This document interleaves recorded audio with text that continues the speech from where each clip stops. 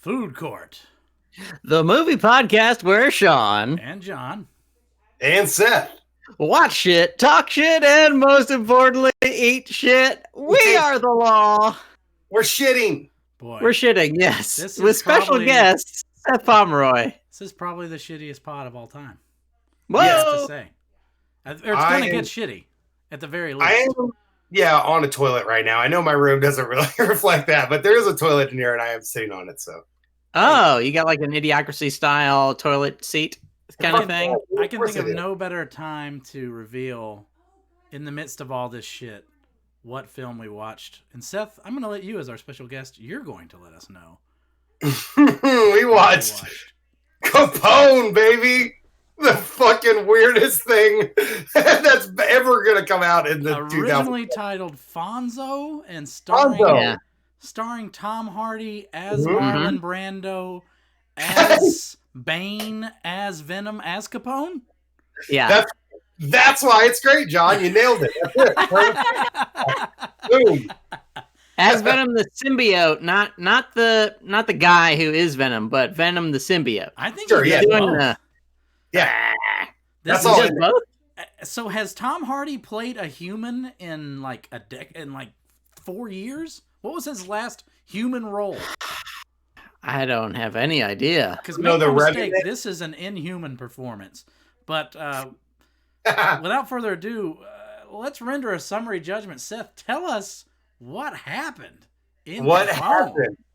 What is this movie about, Seth? This is what's great about this movie, too. There's so many fucking red herrings that are disguising themselves as plot points that you keep being like, oh, this is what it's about. It's not about that at all. So I would say it is about the last days of Al Capone, known affectionately as Fonz, for most people that know him. Hey. I've still not done that parody. Nobody gives a fuck about Capone but me, probably. But that's probably why. But, I do want to interject real quick that Seth, we didn't just ask Seth to do this. And Seth, we had advertised that Seth was going to be a guest. Seth is a popular guest. But Seth started blowing my ass up and told me, and Seth somehow knew that this was going to be something because he was like, hey, so Capone comes out on May 12th. I would like to watch and review Capone with you. He sniffed this out. But continue, Seth. Have to be on the show to talk about Capone. I've seen it 2 times, and this is my third. It's currently playing on my television. So it is about Al Capone has syphilis and gets sent home from prison to basically live in his Florida estate until he dies. And so he is at the beginning of the movie, he's a little less out of his mind, and then essentially he just goes completely out of his mind for the whole movie. And it's him dealing with these delusions of like what's real and what isn't. He's losing his memory. And let me interject again. When he says dealing with these delusions, we mean non-verbally. Yes. I mean, it's essentially I'll wait to tell you about my perspective on that. Basically, it's like he wrote a script that was sound design only. And then he was like, I figured it out. The birds are going to come in 12 minutes in. And you're like, what? What happens in the movie? No idea. But we're going to have birds at one point. It's going to sound real weird. Cool. So, like, that movie is so sound design based that it's like, it's a lot of him just staring at nothing and, like, a radio coming out of the left channel and then, like, so I don't know, like a frog dying in the front yard and the other ear. And you're like, I'm not sure. What is this? But it's presented, I think, it's presented as like the last year of his life. So we basically are just witnessing a big chunk of the last year. And I guess some people think maybe he's faking and things like that, but they don't really explore any of that. No. Kind of, but not in a way that is plot driven at all. There's a kid with a balloon. That's probably what it's about. So we basically live inside the mind of a return to adolescence, shitting, farting baby version of Al Capone. Yeah. And it's weird because he's in heavy makeup. He appears to be like 70 or something. But Linda Cardellini, who plays his wife, is only like 40 in this. And I believe Al Capone was only like 38 when he died. He was young. So I think that the syphilis has just ravaged him.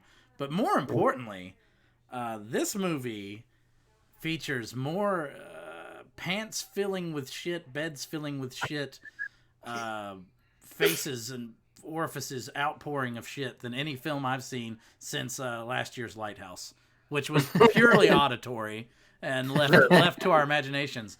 Nay, we see piles and piles of shit. Yes, pants soaked in it. You we mentioned see all the sound kinds design, of shit. and you feel and smell that shit.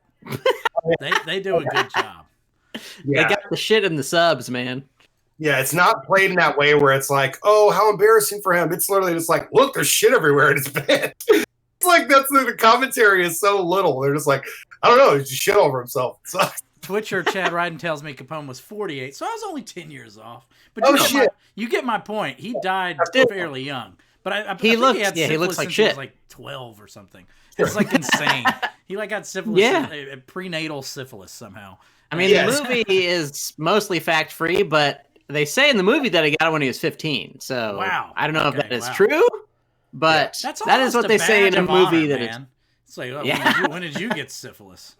I was 15 when I got syphilis. I didn't just lose my virginity. I was plowing through whorehouses, brothel destruction. Yeah. That's how he became the king of Chicago. They respected him. Just fucked his way right to the top.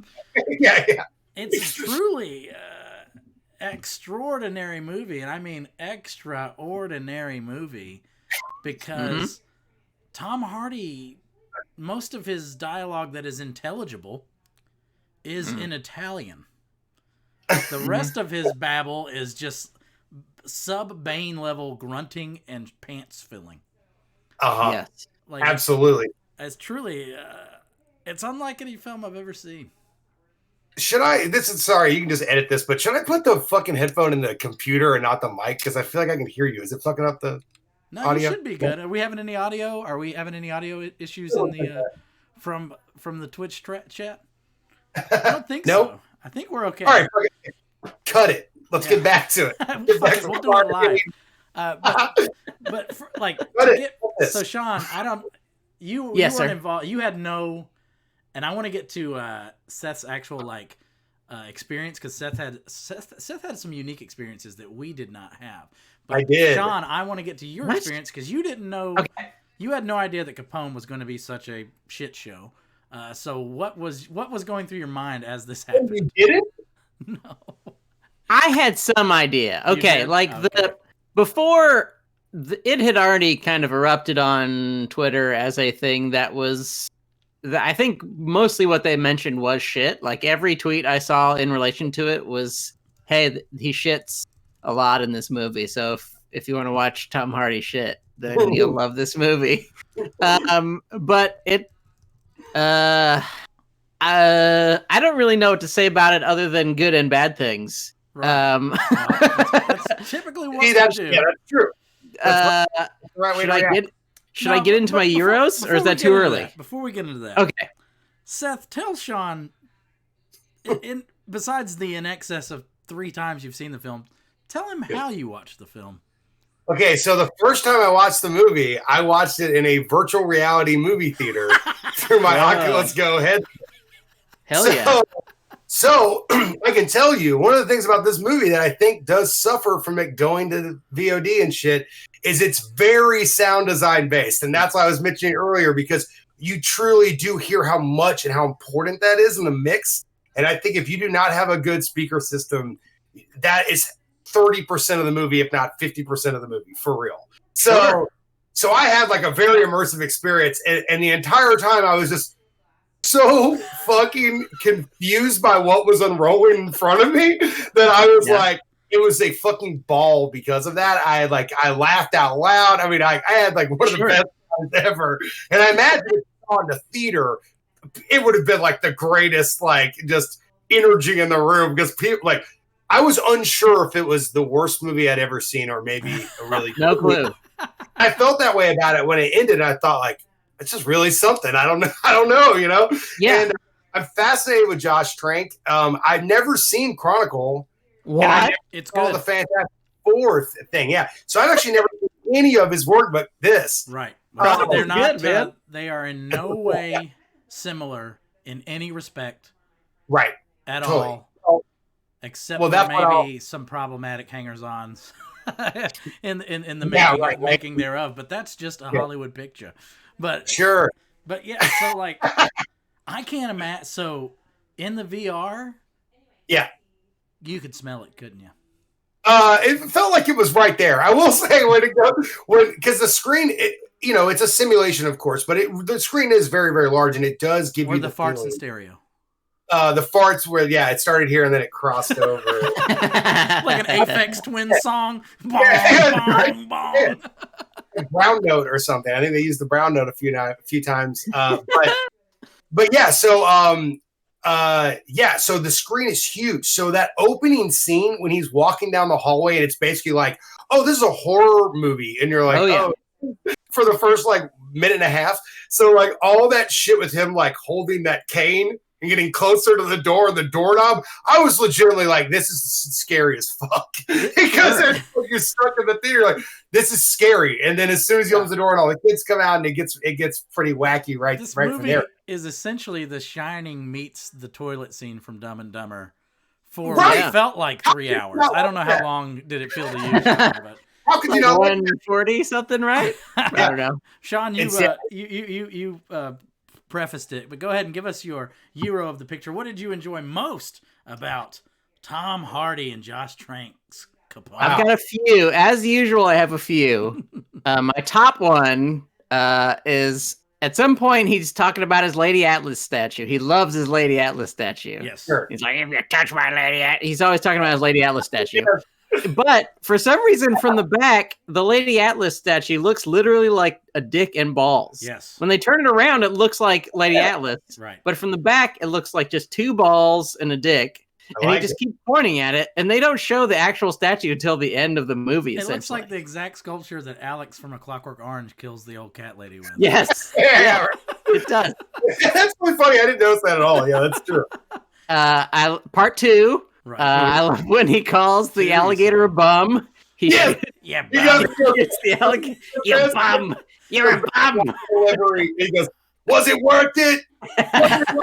He says that twice. Like that in that part, it's like he's making a joke there, clearly. Like the way he's saying that line. What is poor Matt Dillon thinking as Tom Hardy is using this Venom voice while shooting an alligator and calling it a bum?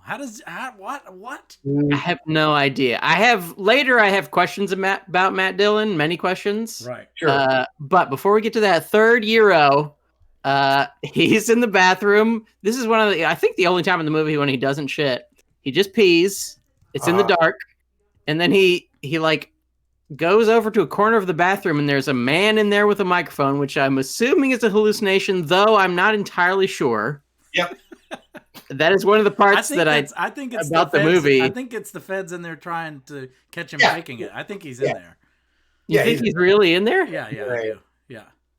But it reminded me, I think both of you have seen Kentucky Fried Movie, but there's this one scene in Kentucky Fried Movie where they're like pointing out different people with microphones in the room. Yeah. And they keep saying, oh, yes, Dr. Klon has a fighting force of extraordinary magnitude. And he keeps pointing at different microphones. It reminded me exactly of that, and I loved it.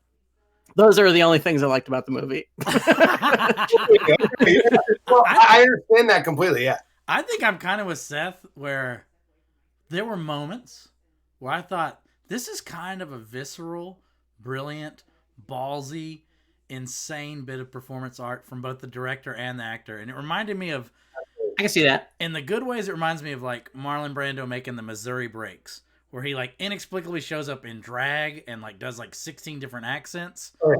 But then as the movie goes on, as I am filled with like actual dread and hostility as I've been captured by this movie and can't get out of it, I realized it's not like Marlon Brando from the Missouri Breaks.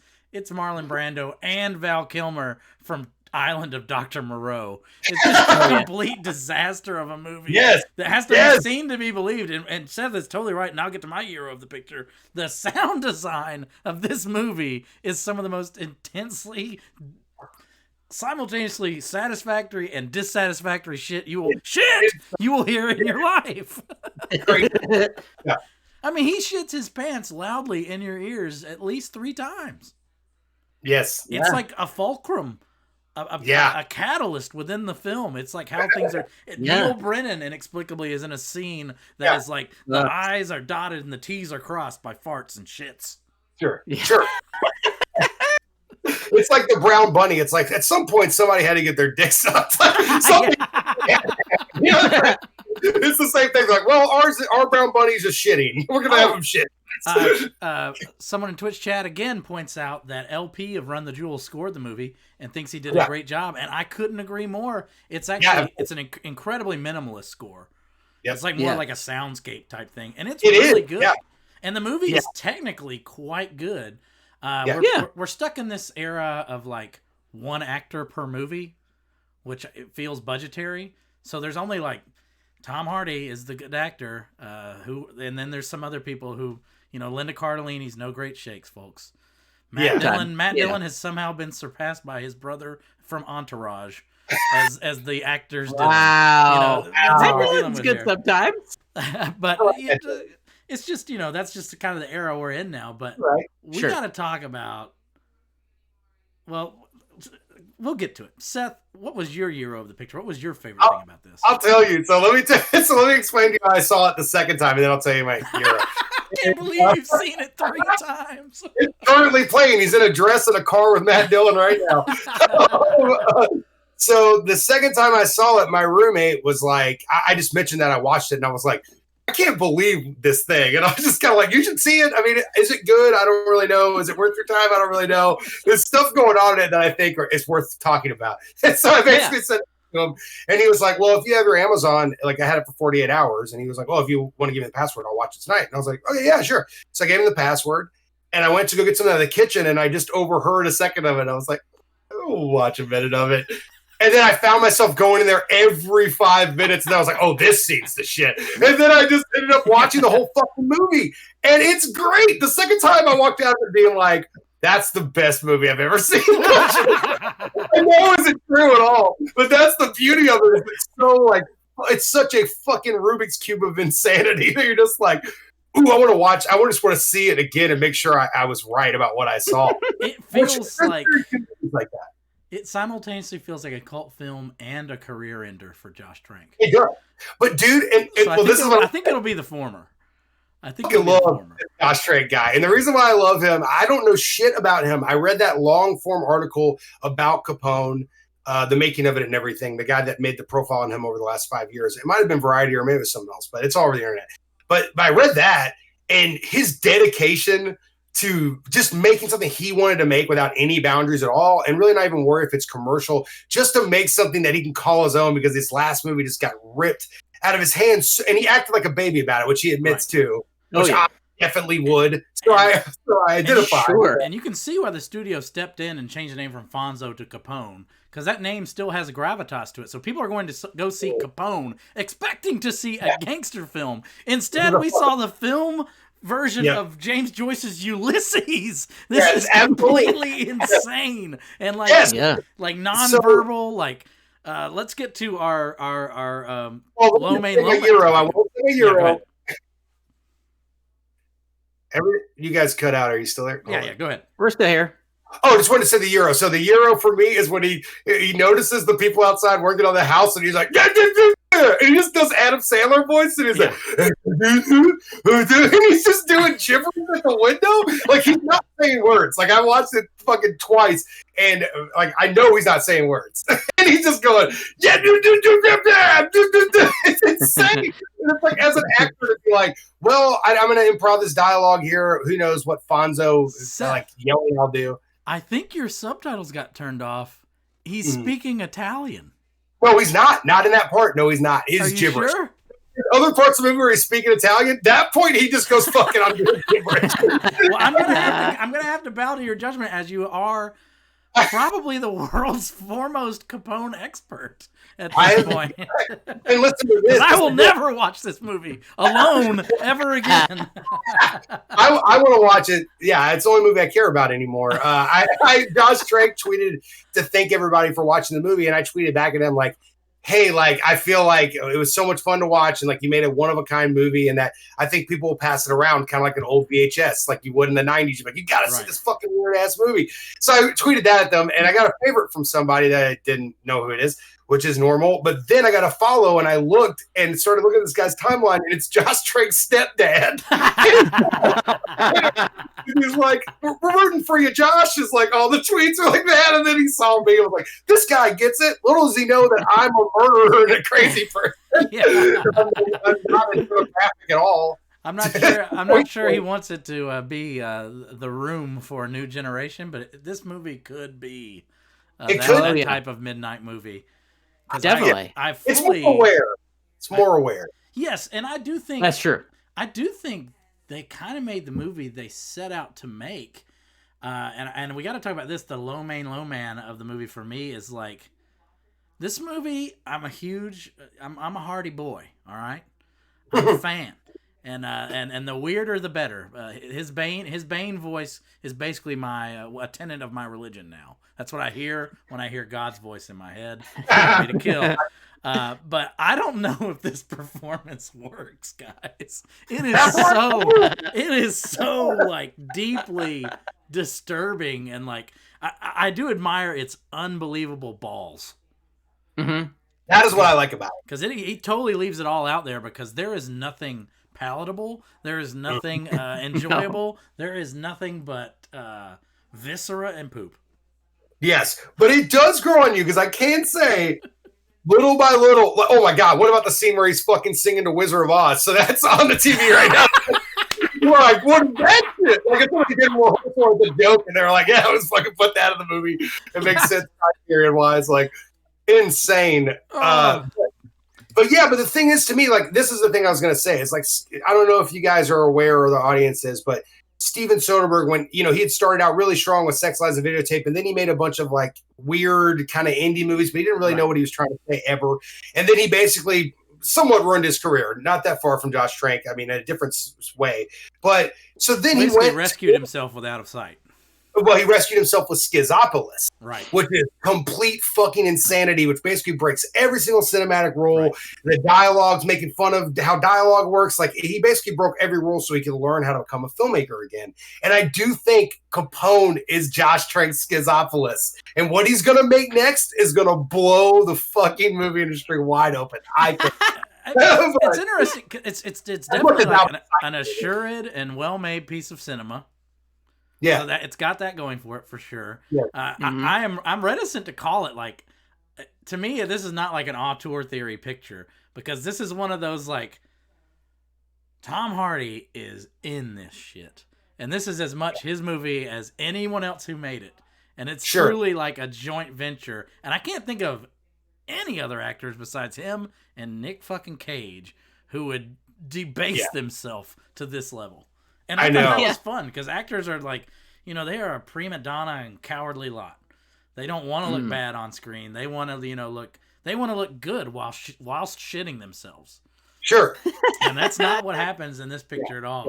But to me, that was like, this movie, I hated that it made me creep thoughts in my head, like, it's just like, but you know what? Venom did the same thing, where I'm just now pretty sure that Tom Hardy is fucking nuts. And probably fucking stupid.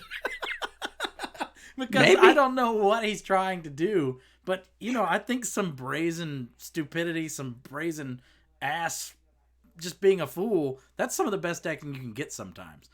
Oh, my God. Yeah. Everybody who doesn't need... It seems like everyone who is a big actor, went to Yale or Harvard or something like that, and it's like deep brain thinking about every decision they're making, whereas Tom Hardy is willing to just get up and drunkenly and in half Italian, half shit language sing the Cowardly Lion song from The Wizard of Oz.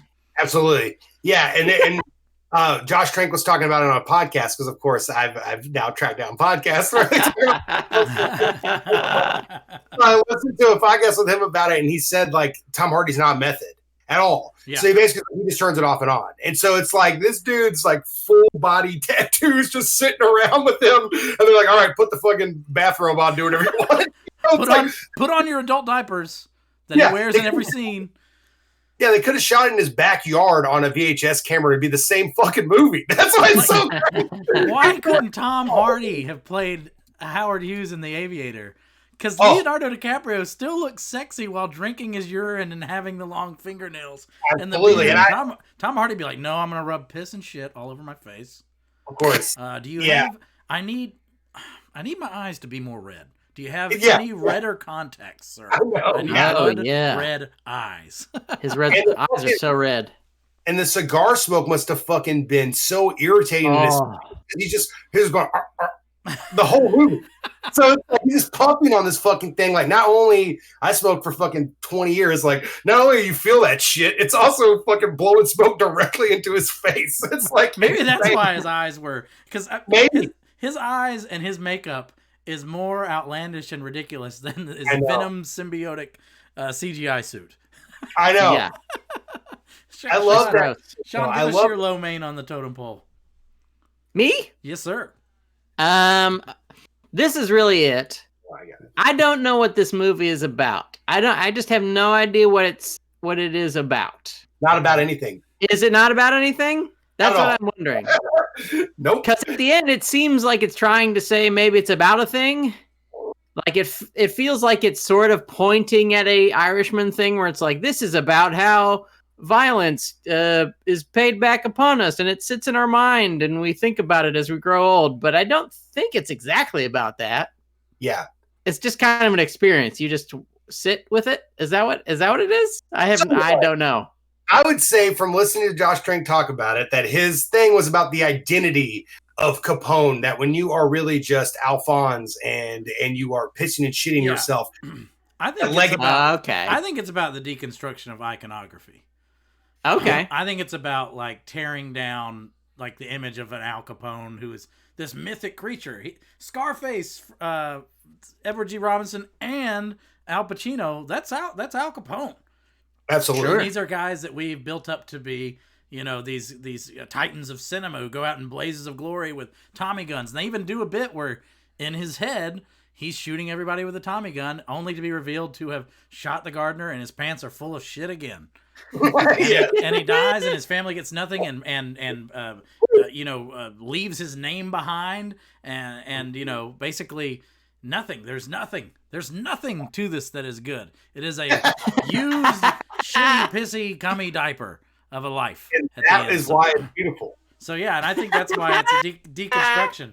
And Seth enjoying it this much is making me reconsider everything again. Because it is a roller coaster of a ride. But Seth, now we're going to force you to say your least favorite thing about the movie. This is the low man. This is the thing that bothered you the most about the picture. Yeah, and I know what this is because this is my one criticism of the movie is literally I have one only.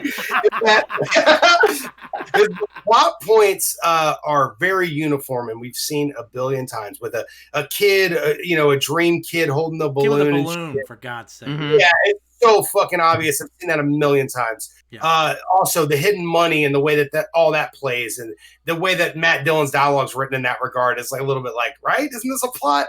And then and even Kyle MacLachlan when he's like, could you draw a picture of the money for me, please? Mm-hmm. You're like, what the fuck is going on? So every time they try to do plot shit, it doesn't work. So to me, less plot would make a better movie, in my opinion. I almost because forgive I feel it, like you use things to try to like.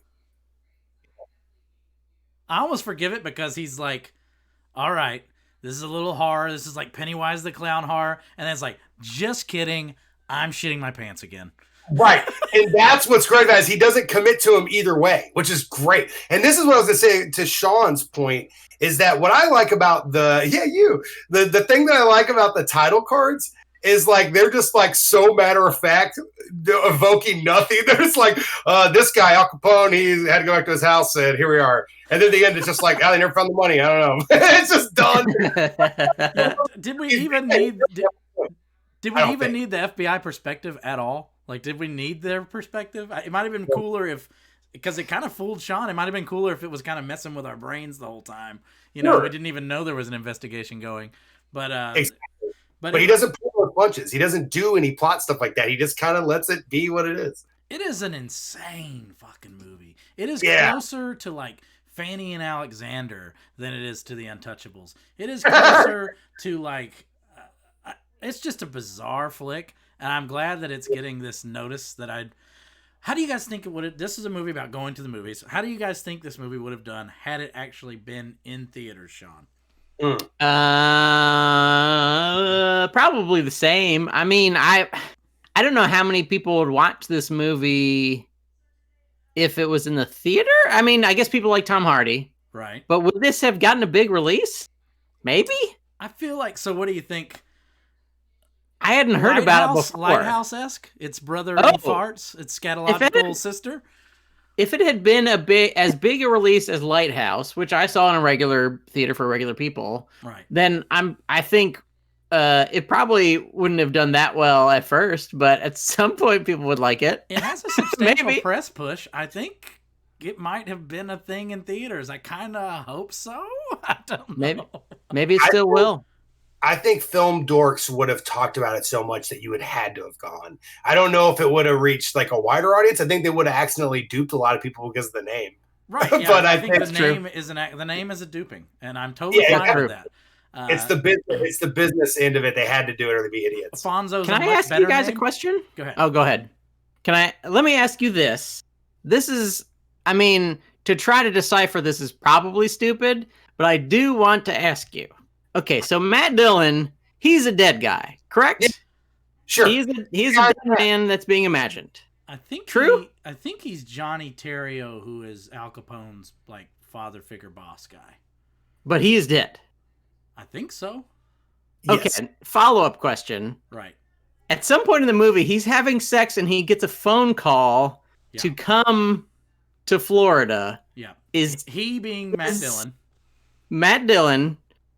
Is Capone imagining Matt Dillon getting a phone call to come to Florida while having sex? Josh Trank will show you the life of the mind. Josh Trank will show you the life of the mind. Don't question him, Sean. What are you doing, man? I mean, that's the only thing if he just shows up, I think maybe I understand him being a hallucination or something, but for him to get a entirely separate room, he's just in a different city inside of Capone's mind is like next level insanity. Because it's like it's a trick or something. How long is this movie? How long is the director's cut of this movie, Seth? Have you found out yet? Fucked up. He edited the movie himself. This is his cut. Oh, he edited the film. He edited it himself. Yeah. This is why I love this motherfucker right now. So I'm like, what a bonkers weirdo. No one's doing that. And Tom Hardy and fucking Hollywood. Like, it's insane that he made this movie that way. This is pandemic film geek porn. But go ahead. It's the movie to come out during quarantine pandemic. It is perfect. May I? One more follow-up question. Yes. Yeah. Are the funny parts of this movie supposed to be funny? Because Absolutely. They are. Yes, absolutely. You think he meant them to be funny? Yo. Yes. Okay. I think what he's doing is, to answer the first thing he said that about the Matt Dillon, is this is what I think about that.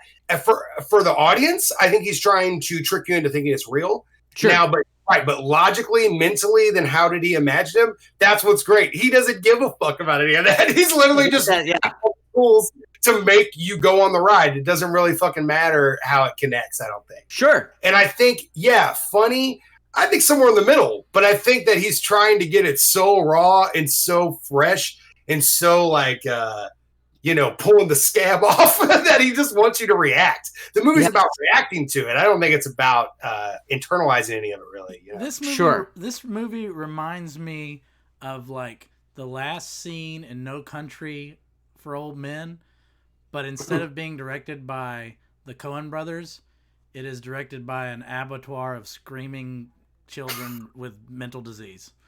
Yes. Always. People say help people with mental health. I say let them direct movies. This movie is the therapy session Josh Trank needed after having Fantastic Four totally, molested out from under him. How many filmmakers can you say, though, would do that and have done that?